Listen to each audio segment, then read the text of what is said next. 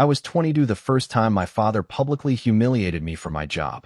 My name's Caleb, and at the time, I was working as a janitor at an office building downtown. Not exactly the dream job, but it was honest work. I took pride in it, too. I liked the quiet of the early mornings, the predictability of the routines, and the simple satisfaction of leaving things cleaner than I found them. I wasn't lazy. I wasn't directionless. I was saving money, slowly, methodically, and planning for something bigger, something no one in my family cared to ask about. But to my father, that job was the punchline to every joke, the mark of failure. My older brother, Mason, was already working at some financial firm by then, wearing suits and flashing his company credit card like it was a badge of honor. My sister, Leah, had married into money and spent her time curating a picture-perfect life on social media. They were the golden children, shiny, spotless, exactly the kind of people my dad liked to toast in front of company. That Thanksgiving was the first time I realized just how invisible I was to my own family. It was the usual big, extended gathering at my parents' house. Turkey roasting, kids screaming, wine flowing, and adults laughing louder than necessary. I'd shown up with a homemade pie and a six-pack, like I always did. And as usual, no one really acknowledged me beyond a distracted, "Hey, Caleb." Dinner was loud and chaotic, the way it always was, with my dad holding court at the head of the table like he was some kind of emperor. He'd always liked having an audience. And of course, he loved his little speeches. Every holiday, he'd raise his glass and toast to something. Family, health, the good old days. But this time, he went off script. "To the kids who made something of themselves," he said, grinning at Mason and Leah. "To hard work that actually leads somewhere. And to never ending up cleaning toilets for a living." I remember the pause after he said it. The way everyone chuckled nervously, glanced at me, then quickly looked away. Mason smirked and clinked his glass with Dad's. Leah pretended not to hear, but her husband let out a snort and muttered something under his breath. I didn't say anything. I didn't even finish my food. I stood up, quietly, left the pie on the counter, and walked out the front door. Nobody followed me. Nobody called. Not that night. Not the next day. That moment stuck with me like a shard of glass buried too deep to pull out. It wasn't just what he said, it was the way he said it. Like I was a disappointment he had to laugh off to make himself feel better. Like my life, my choices, my path were just garbage to be swept under the rug. But what they didn't know, what they never bothered to ask, was that the janitor job was never supposed to be the whole story. I had been working nights while taking online business courses.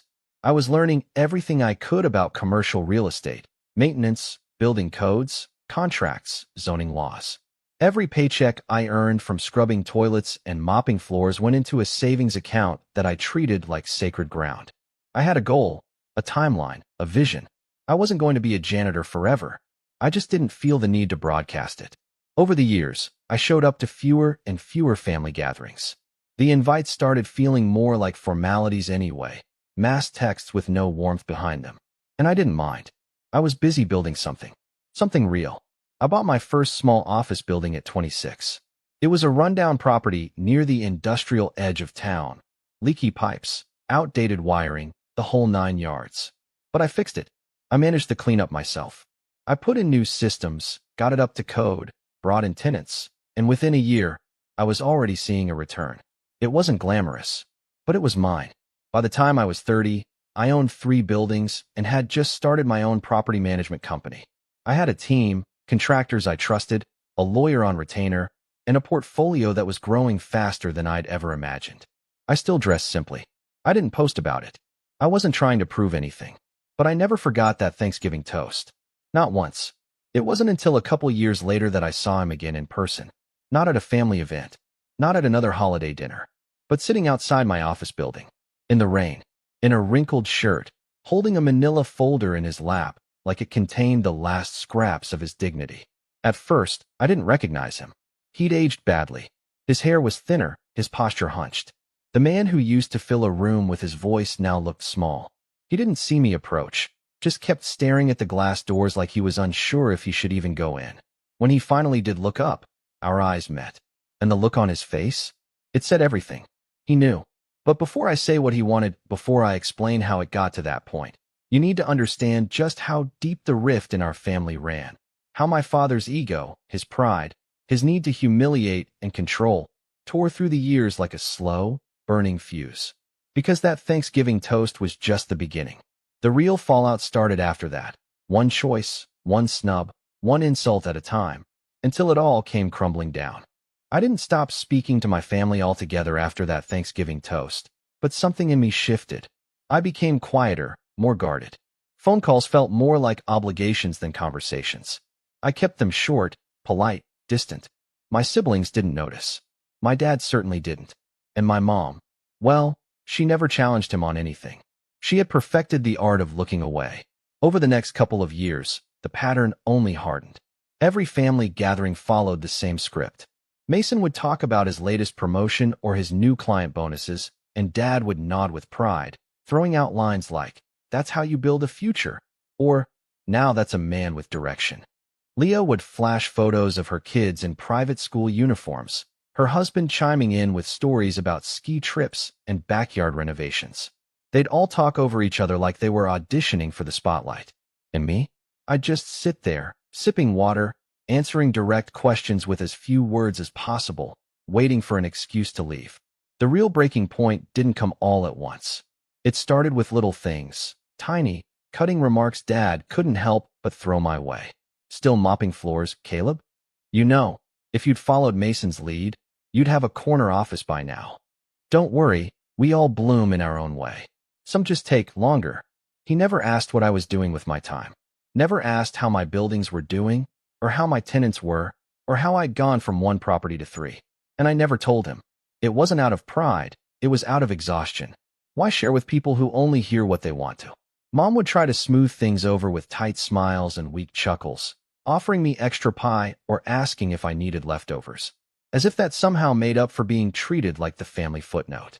I might have let it all slide forever, honestly. I'd been conditioned since I was a teenager to just take the jabs, nod, and swallow my anger. But then came Leah's birthday dinner. She was turning 35, and her husband rented out a private dining room at one of those restaurants with more adjectives than ingredients on the menu. Everyone was dressed to impress. Leah in a gold wrap dress, Mason in a navy suit. Even Mom and Dad looked polished, like they were prepping for a photo shoot. I wore a clean button-down and slacks. Nothing flashy, just enough to look respectable. I wasn't interested in pretending. I wasn't there to perform. I had barely sat down when Dad gave me the once-over and smirked. "Didn't have time to change after work?" he asked, loud enough for the whole table to hear. I smiled tightly. "I don't mop floors anymore, Dad." Mason laughed into his wine. "What? You got promoted to head custodian." I ignored it. I didn't want to give them the satisfaction. But Leah was always sharper than she let on. "So what do you actually do, Caleb?" she asked sweetly, cutting her steak with surgical precision. "You're always so mysterious. You come and go, never post anything, don't show up to half the family stuff." I shrugged. "I've been busy." "Doing what?" Mason pressed. "I mean, it's fine if you're just keeping it simple. Not everyone wants the stress of a real career." And that's when Dad chimed in again, this time lifting his glass. "To Caleb," he said, the smirk returning. The most consistent one in the family. Still grounded. Still humble. Still underemployed. Everyone laughed. Even Mom, though she looked uncomfortable. It was like they couldn't help themselves. Like bullying me had become tradition. I stood up. Not dramatically. Just calmly. I looked at each of them in turn, and for the first time in years, I said exactly what I was thinking. "You know what's funny? You all talk so much, but none of you ever ask questions you actually want answers to." That shut them up. For a moment, at least. "I own 3 commercial properties," I continued. "I manage them myself. I built a company from the ground up with no loans, no help, and no handouts. I didn't tell you because I didn't need your approval, and I sure as hell didn't want your advice." I left my napkin on the table and walked out before anyone could speak. No yelling, no dramatics, just quiet, clean detachment. For a week, I didn't hear from any of them. Then I got a text from Mom. "Maybe don't cause scenes at your sister's dinner." It was supposed to be a celebration. That was all she said. No apology. No acknowledgement. Just another slap wrapped in fake concern. So I stopped replying. Stopped showing up.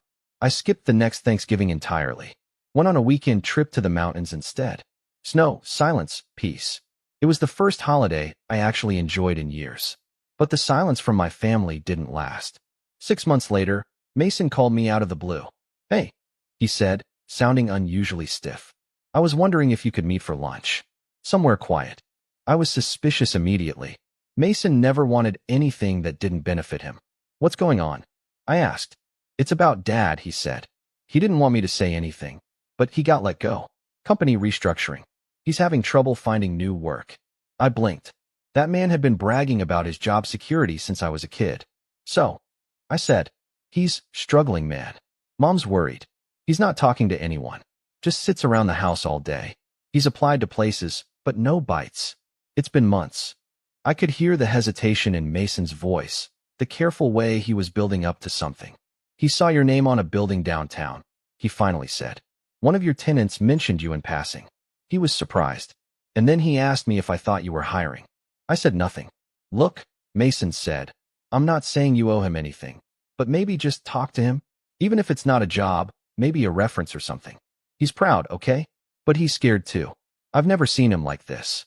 I agreed to meet. Not because I felt obligated, but because I wanted to look the man in the eye and see if he'd say it, to see if he could swallow even a fraction of his pride. That's how we ended up back at the start of this story. My father, sitting outside my office building, in the rain, holding a folder full of resumes for jobs he never thought he'd need.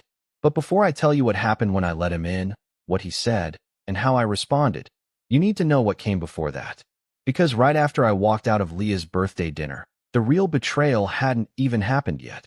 That came 2 weeks later, when I got a call from my property manager about a maintenance issue at my newest building, an issue that didn't make sense. A leaky pipe, a busted lock, a broken HVAC unit, all in 1 week. Things that had just been inspected, things that shouldn't have failed. And then a call from my bank, asking if I'd authorized a series of refund requests and canceled payments from one of my business accounts. I hadn't, which led me to check the internal admin software we used for building operations, which led me to see who had logged in remotely, which led me to one very unexpected email address, an old family email address, one Dad used to have when he helped Mason set up a small investment site years ago. Somehow, some way, he had gotten into my business systems, accessed enough to sabotage the operations. And when I traced the IP, there was no mistake. It came from my parents' house. And that's when the story really changed. I didn't sleep the night I confirmed the sabotage came from my parents' house. I just sat there in the dark, staring at my laptop, the pale glow of the screen painting the walls with a cold, sterile light. The email address, the IP trace, the system logs, it was all right there. My father had not only disrespected me for years, not only belittled every choice I'd made, but now he'd actively tried to ruin what I built. At first, I didn't want to believe it. I went back and forth with myself. Maybe it was a mistake. Maybe it was Mason. Maybe the IP was spoofed. Maybe someone else used the network. I was grasping at anything that would let me avoid the truth. But deep down, I knew. It made too much sense. The timing, the precision, the way everything had hit at once, like dominoes falling. My father didn't understand much about modern systems, but he wasn't dumb. He was a man who'd once managed an entire department, ran audits, handled accounts. He knew how to mess with logistics. He'd just never used that knowledge against me before. Until now. I tried to confront it rationally. I took screenshots. I documented the timestamps. I pulled security camera footage from the offices to show who hadn't been there when the maintenance requests were logged or accounts accessed. I built a quiet case, not for a lawsuit, at least not yet, but for myself, to confirm that I wasn't imagining things, that the betrayal was real. But even knowing the facts didn't make it hurt less. I was hollow for weeks, went through the motions, nodded through meetings, signed papers without reading them twice. My assistant, Lila, noticed first. She kept asking if I was okay, offering to take things off my plate, but I just told her I was tired. She didn't press. She was good like that. Knew how to give space without leaving me alone. The real blow didn't come from the sabotage itself. It came when I finally drove to my parents' house and walked in unannounced. Mom was in the kitchen, frosting cupcakes, like it was any other Tuesday. She blinked at me, surprised, but smiled. "Caleb, sweetie, you didn't say you were stopping by. Want coffee?" "Where's Dad?" I asked flatly. Her smile faded. He's in the garage." "What?" I didn't answer. I just walked past her, through the living room, past the old pictures of Mason's graduation and Leah's wedding, There were no pictures of me on the walls. When I opened the garage door, he was sitting at the workbench, sorting through a box of old tools like he was waiting for someone to need him. He looked up, startled, and his face stiffened. "Didn't expect to see you here," he said. I held up the folder I'd brought with me. Inside were the printouts of the logs, the traces, the screenshots. I handed them to him in silence. He took one look and scoffed. "You came all the way here for this?" he asked. I waited. He set the papers down on the bench, like they bored him. "So what if I looked into your little business? Thought maybe if you were serious about growing, you could use some structure. Your systems are a mess, Caleb. You're running it like a janitor." My mouth went dry. "You accessed my accounts. You triggered false work orders. You tried to tank client confidence." He shrugged. "I was testing your setup. You're the one who's always so sensitive." I stared at him, disbelief flooding every cell in my body. "You really think this is your version of help? I think you've spent too long thinking small. I thought if you saw where the cracks were, you'd wake up and finally let someone with experience help you run things." I laughed, not because it was funny, but because it was so insane, so self-righteous. That laughter was the only thing between me and screaming. "You didn't help. You sabotaged. You humiliated me in front of the family. And now you break into my systems, and you call it help. I built a career from scratch, Caleb," he snapped. "I know how to run an operation. You just lucked into some property and suddenly think you're a mogul." "Lucked into?" I whispered. He stood up, towering over the bench now, his eyes flashing. "You're not special, son. You're just bitter because your brother passed you by. You always have been." I didn't respond. I didn't argue. I just turned around, walked out of the house, got in my car, and drove away. That was the last time I spoke to my father face-to-face for almost 2 years. I wish I could say I bounced back quickly, that I channeled my rage into fuel and built an empire. But that's not what happened. For the first time since I was 17, I seriously considered quitting, selling the buildings, walking away, finding something quieter, smaller, something that wouldn't make me a target in my own family, something that wouldn't make me question every choice I'd ever made. But I didn't, because 2 weeks after that confrontation, one of my longest tenured tenants, a pediatric clinic, called me personally. The HVAC unit we thought had been wrecked by the sabotage, I'd paid to replace it quickly. No drama, no delays, just did the job. And the clinic director wanted me to know how much she appreciated it. "You're one of the best building owners we've worked with," she told me. "The last guy ignored everything. You're always present. You care." And something about that stuck with me. I cared, even when no one else did. Even when my family mocked me, ignored me, tried to tear me down, I cared. About my work, about my tenants, about the spaces I was building and maintaining. That meant something. I poured myself into the business. Not with anger, with intention. I upgraded security systems, hired an IT consultant to review every vulnerability. I rebuilt the backend with layered permissions and two-factor authentication, updated the tenant portal, and created new SOPs for maintenance teams. I cleaned house, top to bottom. Then I expanded, bought a 4th property, then a 5th, opened a co-working space in an abandoned mid-rise, hired a small team of local contractors full-time, gave them benefits, holiday pay, and real respect, something most landlords never even considered. I didn't just want to grow. I wanted to build something that didn't rely on smoke and mirrors. Something real. I started mentoring a few young people too, mostly folks like me who worked night shifts and saved pennies, trying to figure out how to climb. I didn't broadcast it, but I made space for them, answered emails, took calls, showed them what I'd learned the hard way. And slowly, quietly, the weight started to lift. I stopped checking my family's social media, stopped comparing my milestones to Mason's vacations or Leah's curated perfect life. I unfollowed them, muted the group chats, and carved out a life that made sense to me. The buildings became more than just real estate. They became symbols of what I'd survived, what I'd outgrown. And every lease signed, every tenant retained, every system improved. It all felt like reclaiming a little more of myself. But the past has a way of circling back. And 2 winters later, it did. That morning, I came in early.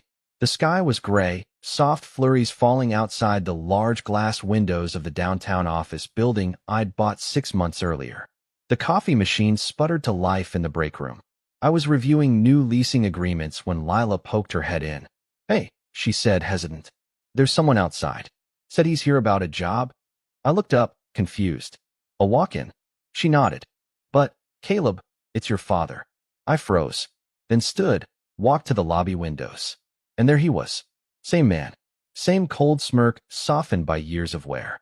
Holding a folder, standing in the snow like he didn't have anywhere else to go. He'd returned. But this time, he wasn't there to gloat. He was there to ask for something. And I hadn't yet decided if I was going to give it to him. I didn't go out to greet him right away. Instead, I stood there behind the tinted glass, arms crossed, watching my father shift his weight from one foot to the other as snow began to collect on his shoulders. He looked smaller somehow, like someone had let the air out of him. Not just older, diminished. The confident, commanding man who used to toast over turkey and belittle me with a smile was now just cold, waiting, hoping. And yet, I felt nothing. No satisfaction, no anger, no urge to gloat. Just a strange, heavy stillness, like the silence before a storm you already know is coming. I turned to Lila. Don't let him in yet. Her eyes widened. Are you sure? Yeah, let him wait a bit. She gave a slow nod and walked off, heels clicking softly on the polished floor. I went back to my office, closed the door, sat behind my desk, and let my mind work. I thought about everything that had led to this moment. The years of snide remarks, the public humiliation, the sabotage he tried to frame as help. And now, here he was, jobless, desperate, standing outside the building I owned, looking for a way back into something he had no hand in building.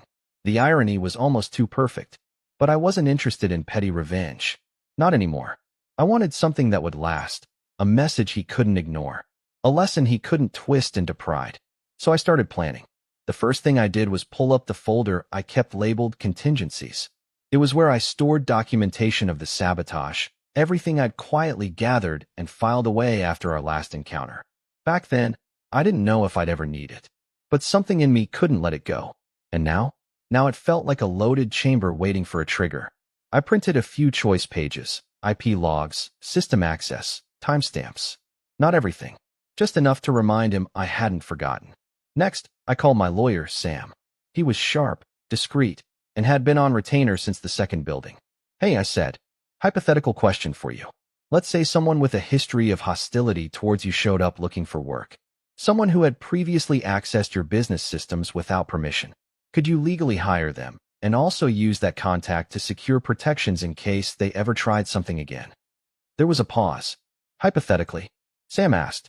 Hypothetically, you could, but you'd want an airtight contract. Boundaries, NDA, limited access, monitoring. Might even be worth it to create a role just for that. Nothing essential, but enough to keep them close. I nodded, even though he couldn't see me. Got it. Thanks, Sam. Caleb, he added, voice low. You sure about this? No, but I'm not planning to offer him a job. I'm planning to offer him a mirror. After the call, I reached out to Lila. Bring him in. She hesitated. Want me to sit in? No, this one's mine. I stood as the door opened and my father stepped inside. He looked around, taking in the office. The dark wood paneling, the subtle, modern furniture, the framed certificate on the wall, my LLC's registration. He lingered on it a moment longer than necessary.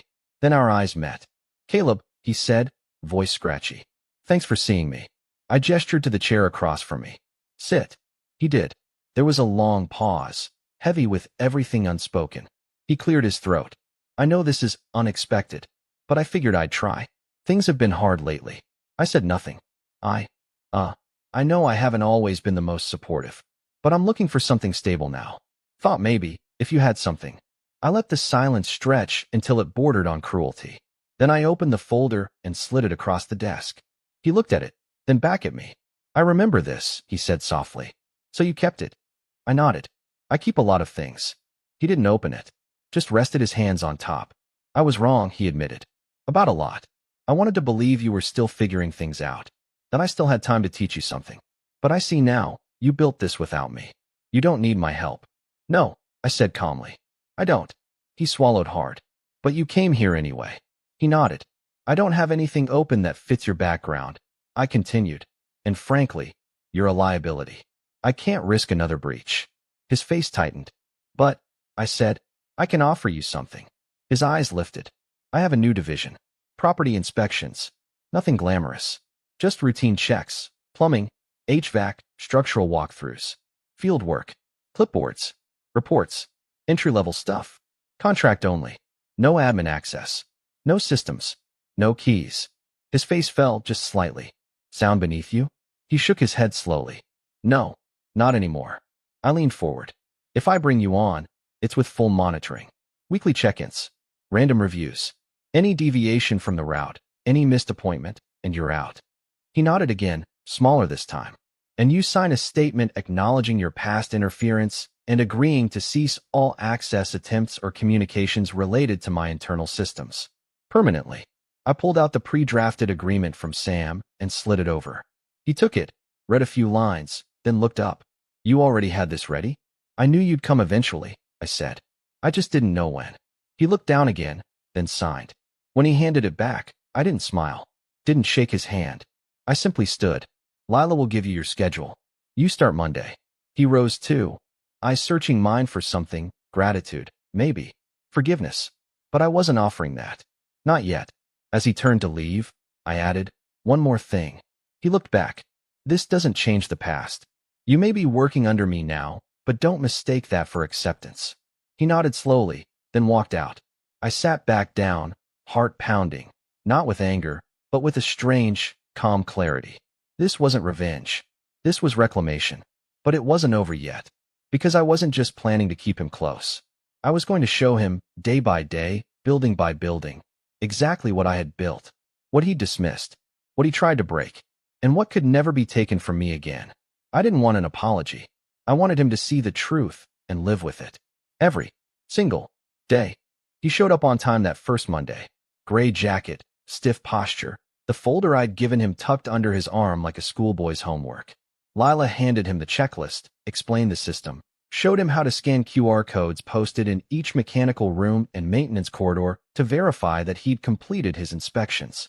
He didn't say much that day, just nodded, listened, wrote everything down. It was strange, seeing him like that, subdued, compliant, quiet. Not once did he comment on the office layout. Not once did he suggest improvements. The man who once dominated every room with his presence now barely made a sound. But I knew him too well. That silence wasn't humility. It was shame. And the real revenge? That came slowly. Every building he was assigned to, every clipboard he carried, was a reminder that he didn't own the empire. He was a part-time field tech on a probationary contract. He was no longer the voice at the head of the table. He was the man who reported to his son. The man who once made a Thanksgiving toast mocking janitors was now, by every stretch of the imagination, doing janitor-level work, and under strict surveillance at that. The system I put in place didn't leave room for excuses. Every entry point had a camera. Every QR scan recorded a timestamp. Every tenant could leave feedback. And I made sure his schedule included the very building he once drove past and mocked me for, that dump downtown, he used to call it. The one I had flipped into a co-working hub now full of freelancers, startups, and 2 local newsrooms. A building where, once a week, he now had to check the boiler room, wipe dust off the ceiling grates, and log airflow reports. I never humiliated him in public. I never raised my voice. I didn't have to. I let the silence speak. I let routine be the punishment, the new normal. But the real fallout, the one that cracked his pride into pieces, came from the rest of the family. Because I didn't just stop at hiring him. I updated my will. I made a donation to the private school Leah's kids attended, under my company's name. And I offered Mason's firm a property management contract for one of my satellite buildings on the outskirts of town. When the paperwork came in, he read the owner's name and called me immediately. Wait, you own this place? He asked. Since last quarter, I replied. He paused. Why offer me the contract? Because I believe in giving people opportunities, I said, with a calm he couldn't argue with. You're trying to make a point. No, I said. You made the point for me years ago. I'm just letting it echo. He didn't respond after that. But over the next few months, word spread, quietly, subtly. The family group chats got quieter. The holidays became more awkward. Nobody toasted anything anymore. And at the next Thanksgiving, for the first time in over a decade, I hosted dinner. Not because I missed the noise, or the rituals, or the empty compliments, but because I wanted to change the story. The table was long, set with dark green napkins and gold-accented plates. Lila helped organize the caterer. A few of my close friends came, along with their families. Mason showed up alone. His wife had a thing. Leah came late, dragging her husband and kids, eyeing the place like she was casing it for comparison. Dad arrived last. He didn't knock. He just stood outside until someone opened the door. When he walked in, I noticed something had changed. Not in his face, not in his voice, but in the way he didn't look at anything. Not the chandelier, not the art, not the velvet curtains. It was like he'd trained himself to avoid measuring, avoid reacting, avoid being seen seeing. I let the room settle before I stood at the head of the table. Everyone turned to me, and I raised my glass. To old roles, I said. The ones we outgrow. A few chuckled. Some looked uncomfortable. Dad said nothing. I continued. To new beginnings. Earned, not handed. Leah looked down at her plate. Mason cleared his throat. To the people who build quietly, I added. To the ones who were underestimated. Dismissed. Ignored. Now the silence was thick. And to the ones who learn, sometimes too late, who the real builders were all along. I clinked my glass gently against the one in front of me, then took a sip. Nobody said a word. After dinner, while the others made polite conversation or hovered around the dessert table, Dad stepped out onto the back patio. I followed. He didn't look at me. I don't know what you want from me, he said quietly. I come to work. I don't complain. I stay out of your way. I don't want anything, I replied. Not from you. He looked down at his hands. They were shaking slightly. I'd never seen them do that before. I'm sorry, he said. Not loud. Not rehearsed. Not even fully formed. But it was real. And I nodded. Okay. We stood there for a while, just breathing in the cold air. He didn't ask for more. I didn't offer. But when he came to work that Monday, he was 15 minutes early. And he stayed late. Months passed. Then a year. His contract ended, but I extended it. Slightly better pay, same role. He never asked for more. Never overstepped. Something in him had settled. Not submission exactly. Just reality. And over time, the tension eased. We never became close. Never had long father-son talks or played catch-up. But one day, I saw him pause in the lobby of one of my buildings, look up at the company logo on the wall, and nod to himself. It was barely a gesture, but it was enough. He knew.